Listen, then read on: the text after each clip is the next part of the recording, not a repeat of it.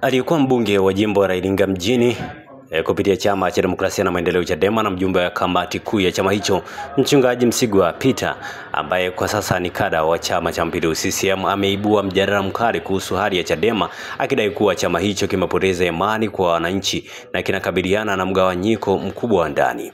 Akizungumza katika mahojiano na kituo cha radio cha Ibon FM mjini Iringa Jumamosi Machi 8, 2025, Msigwa amesema kuwa uongozi uliopita wa Chadema ulifanya makosa makubwa yaliyochangia kudhoofisha kwa chama.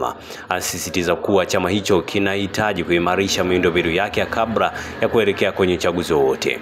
Katika siasa kuna political science na applied politics. Political science ni nadharia, lakini applied politics ni vitendo. Ukiangalia kwenye vitendo, uongozi uliopita wa Chadema ulishindwa na umekiharibu chama.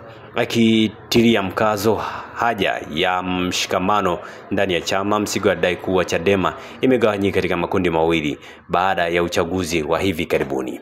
Amesema chama hakiwezi kuandaa umma kwa ajili ya uchaguzi kwa viongozi wake wenyewe bado hawajafikia maridhiano. Msigwa pia amekosoa mkakati wa no reform no election, akidai kuwa ni mbinu dhaifu isiyoweza kuleta matokeo chanya kwa chama.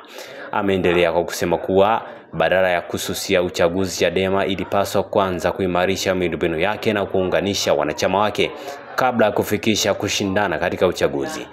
Kazi ya kwanza sio kulipeleka jeshi barabarani kwenye vita wakati bado hujaliandaa kwenye kambi yao. Kauli hiyo ya Msigwa inakuja wakati ambapo mijadala kuhusiana mwelekeo wa Chadema inaendelea kushika kasi, huku chama hicho kikijaribu kujipanga kwa uchaguzi ujao. Kauli zake inazua maswali makubwa juu ya umoja wa chama na mbinu zake za kisiasa katika kipindi hicho cha mpito.